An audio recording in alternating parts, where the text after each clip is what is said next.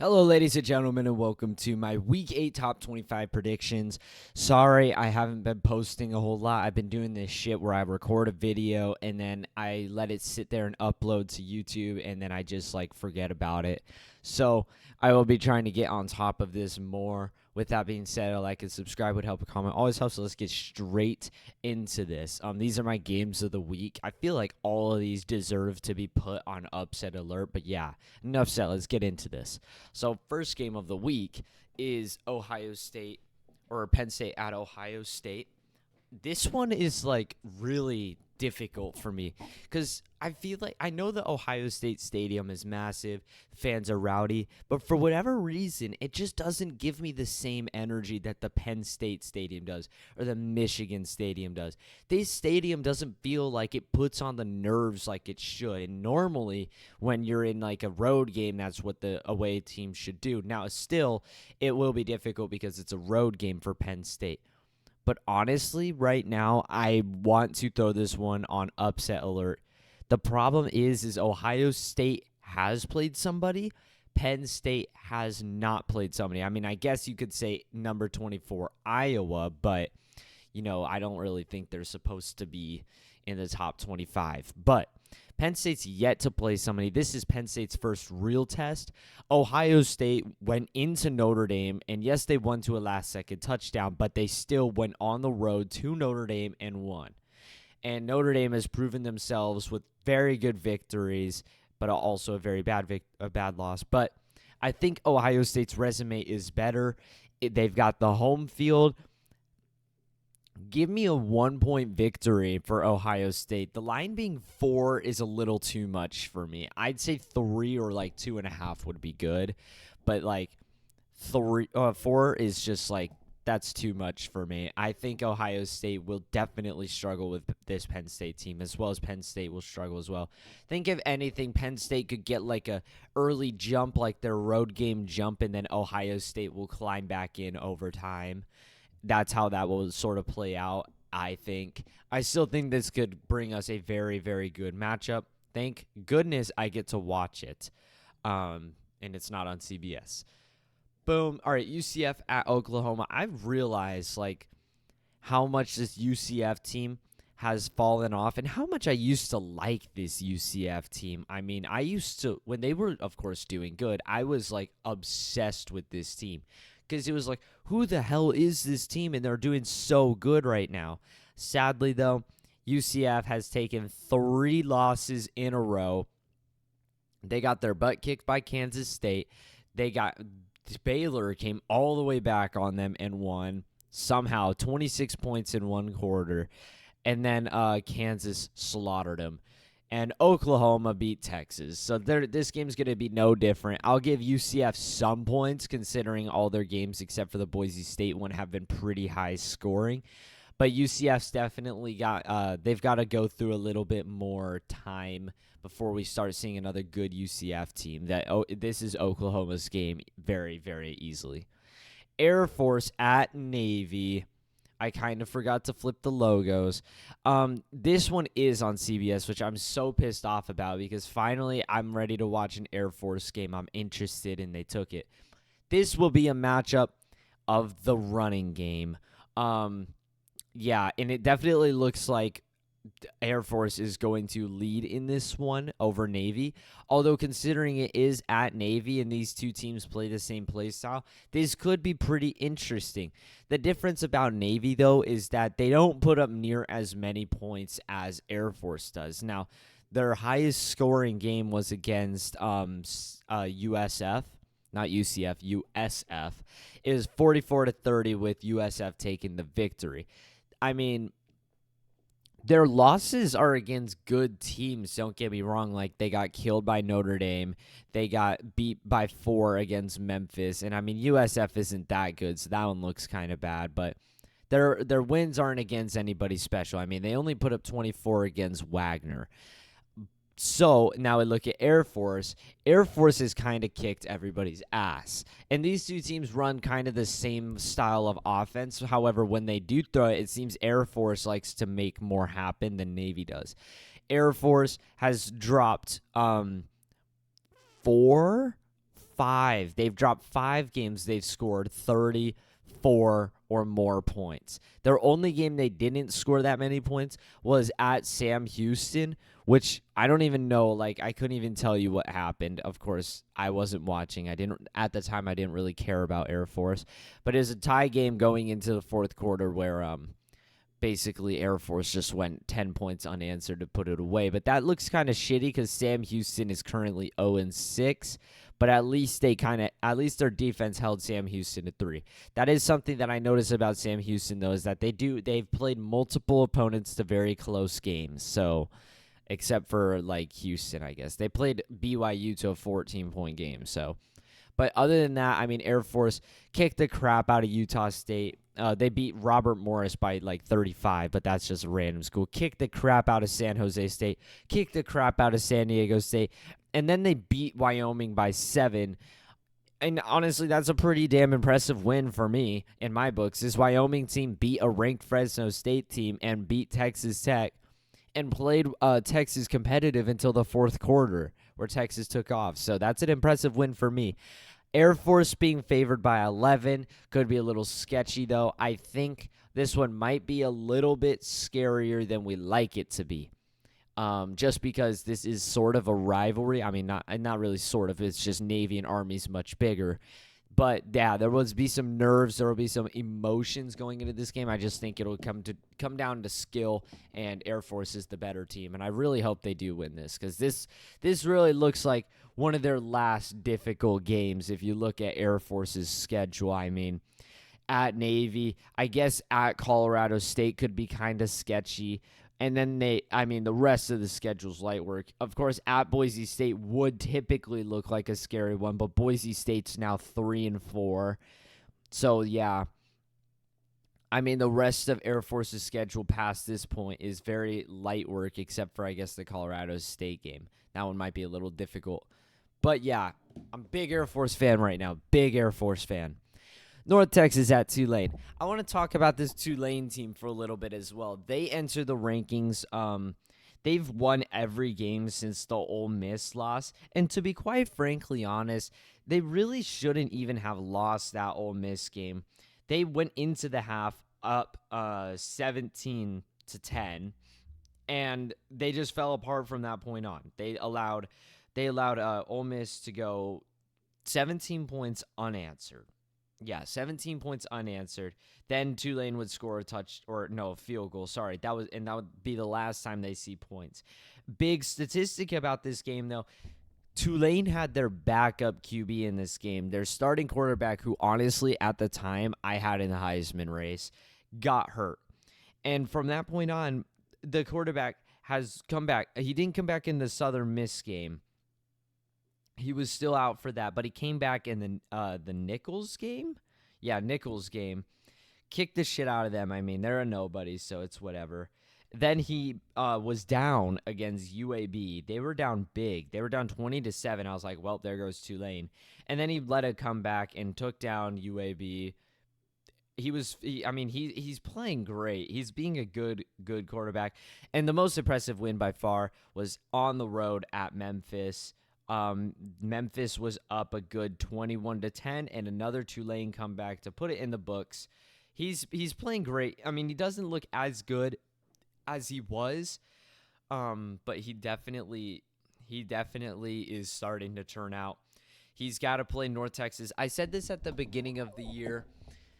Tulane just needs to beat Ole Miss, and they can go undefeated. So it was sad when their starting quarterback was out and they lost. Ole Miss was going to be a good team anyways, though. Tough competition. If Tulane could have pulled it off, they would have gone undefeated with a conference championship win. I don't think that changes anything. The Ole Miss loss doesn't change anything.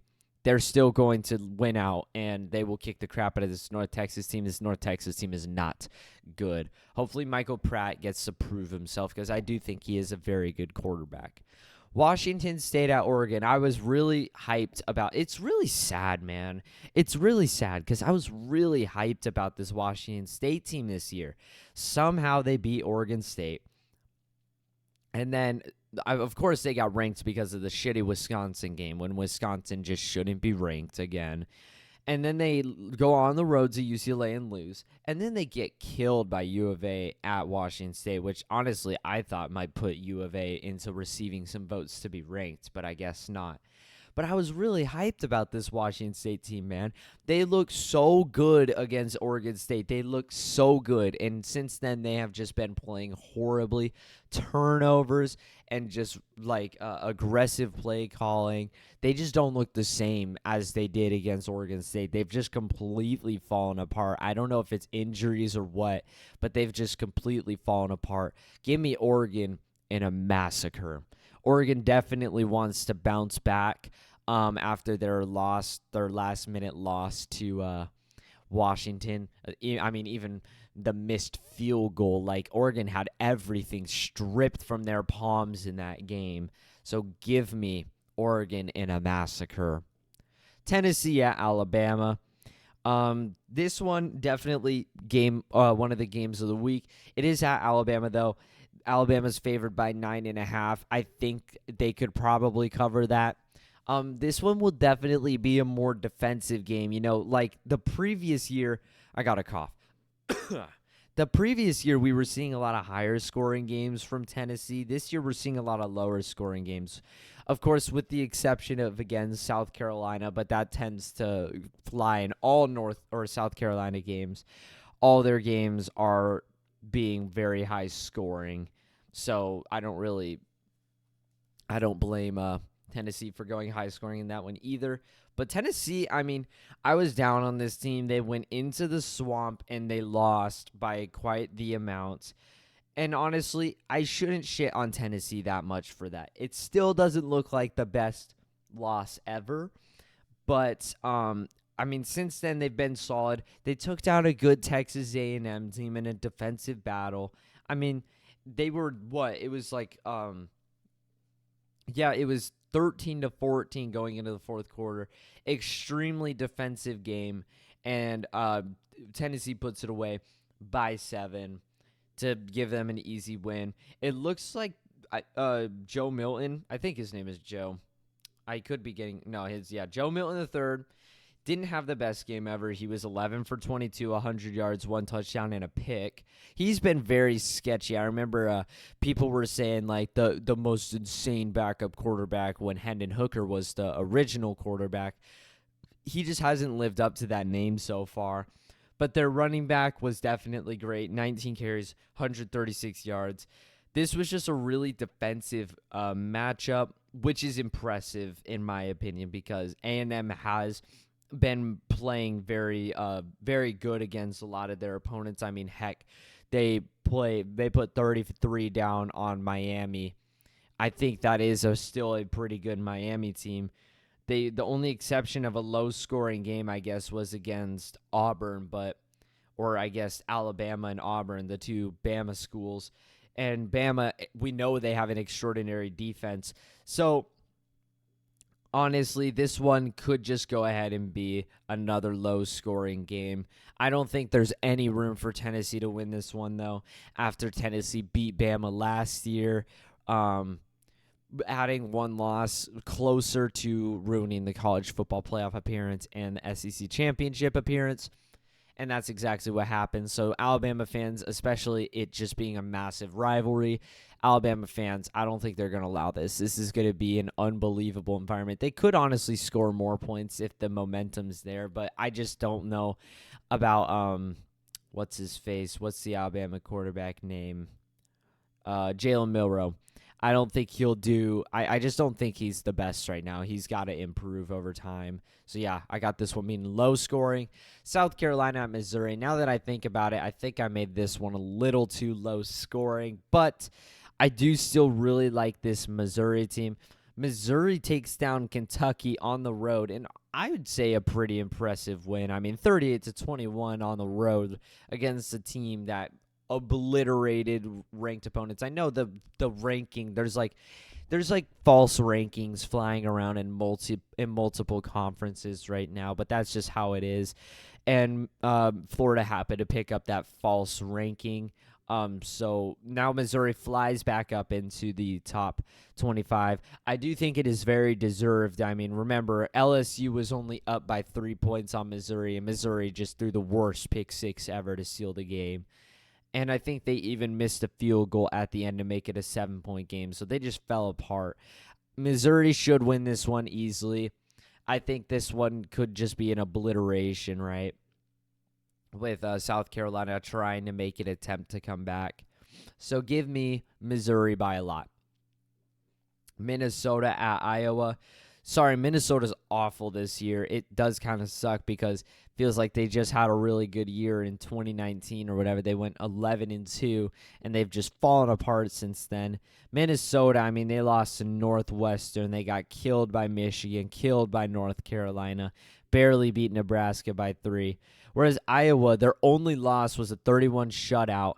31 shutout in a Penn State, at Penn State. Like, okay.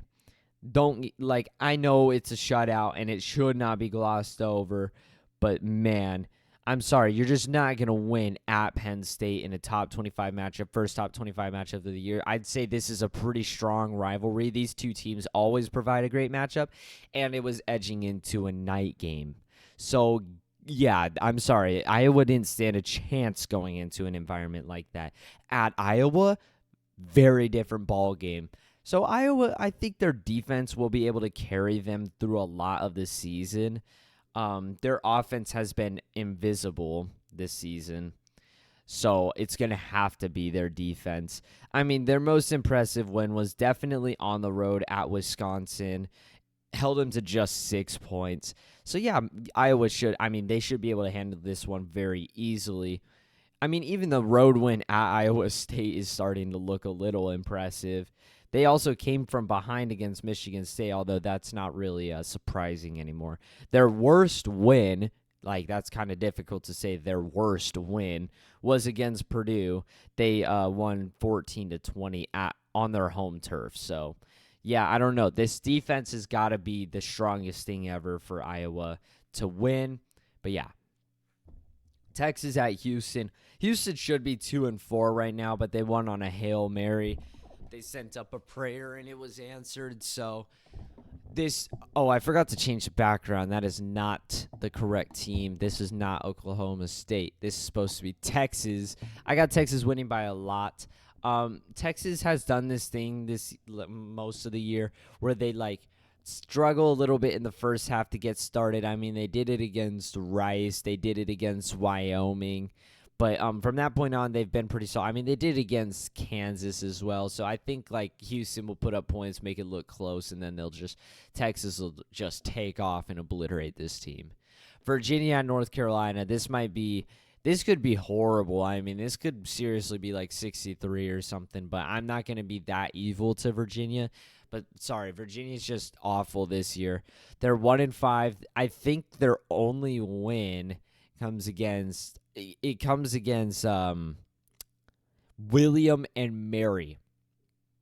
They lost to James Madison. They got killed by Maryland. They lost to NC State in a game they should have won. They lost to Boston College, which was just that was it. That was the determiner for one of the worst teams in the league.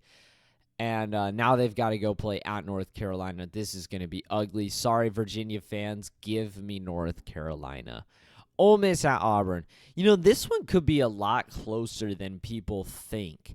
I actually don't mind this Auburn team that much. They're not the best Auburn team. They haven't been good in a while. But Ole Miss has struggled. I mean, they struggled with Arkansas on their home turf. I know Arkansas has been playing the strong teams pretty well. But I think this one could be pretty close with Auburn making it close. Ole Miss probably scoring a touchdown in the fourth quarter to put it away. I mean, remember, this Auburn team almost beat Georgia. This Auburn team, they are strong. I mean, they got killed by LSU, but LSU's high-powered offense. So they're one of the highest-powered offenses in the league. So I think this could be a little bit closer than people like. Duke at FSU, definitely one of the games of the week. Riley Leonard, I wouldn't say he's out or doubtful. I'd say he's questionable. I believe what I read on an article, I'm trying to remember, that the coach said like he's been up and moving, and Mike Norvell said we'll prepare for him, so that could give Duke fans a little bit of hope.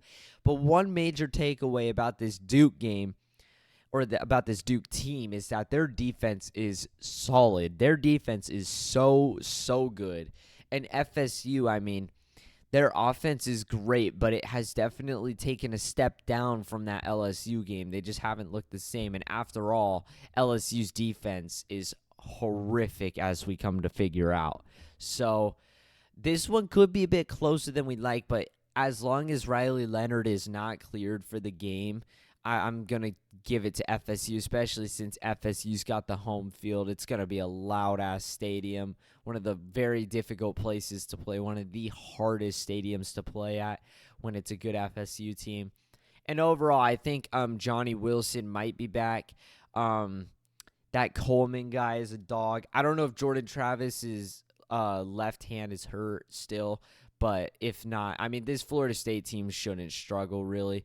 The only reason, I mean, it'll probably be like 14-24 just because Duke's defense will be doing their best to keep them in this game, but FSU's offense they'll get points. FSU's also got a pretty strong defense. They could force some turnovers and whatnot. So yeah, give me FSU.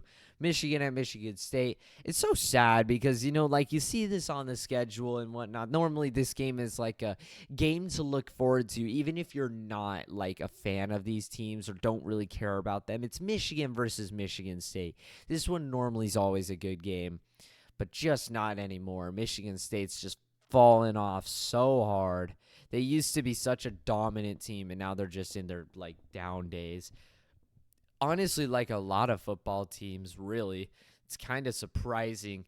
I mean, if I'm going to take a second to talk about this, if you think about it, I mean, think about all the old teams that used to be so good all the time that have just fallen off. Stanford, Florida, Auburn, Michigan State. I mean, all these teams that used to just be so good are just like, they're just falling apart. They're falling apart in the recent day, man. It's kind of crazy, honestly. Kind of crazy to me. But yeah, Michigan should just destroy Michigan State. Michigan State, the only way they'd ever win is if they get up like they normally do and let the other team start making their comeback and then win off of like a miracle pick or something like that, pick six or something. Because so far, I think they've lost like 2 games to big-time comebacks. So, but I don't think there's any room for Michigan State to get up in this game. Michigan should kill them. Army at LSU. Why is Army all the way this late in LSU's schedule? Like, I know Army's independent, but like, come on, LSU, like, really? But yeah, there's nothing to be said here. This should be an annihilation. It's just a top 25 matchup. Utah at USC. So USC loses to Notre Dame in an embarrassment, and now they get to play a Utah team without their starting quarterback. Definitely just an easy way to get USC right back up into the top 15, but I still am a little sketched out about this one. I want to say because it's at USC and whatnot, but U of A took USC into triple overtime, man. Utah is number 14, and I'd say they're only number 14 because of their defense. If their offense can put up any form of points, which I'd say they'd be able to have an easy time doing against a horrific USC defense, this one could be a lot closer than people think. I had Utah as my sleeping giant in one of my videos to potentially go to the college football playoffs, but it just doesn't look like Cam Rising's going to be ready. I don't even know if he's going to come back this year. He just looks hobbled and not ready. So I think Utah's out of that talk now. USC, I mean, it's going to have to be their offense. We saw that what's their face? I just lost my train of thought. Or we saw USC go up against a relatively good defense. I mean, one of the strongest defenses in college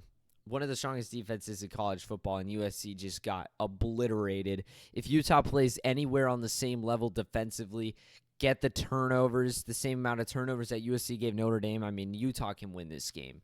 But that's the only way. UCLA at Stanford. UCLA is still in the top 25 when they shouldn't be. I just don't really know if they're going to drop out. But, dude, this Stanford team, I know they lost to Sacramento State, and their only good win so far is a massive comeback on Colorado.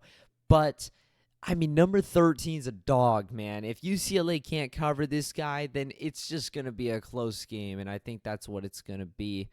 Yeah, it's just that's my prediction right there.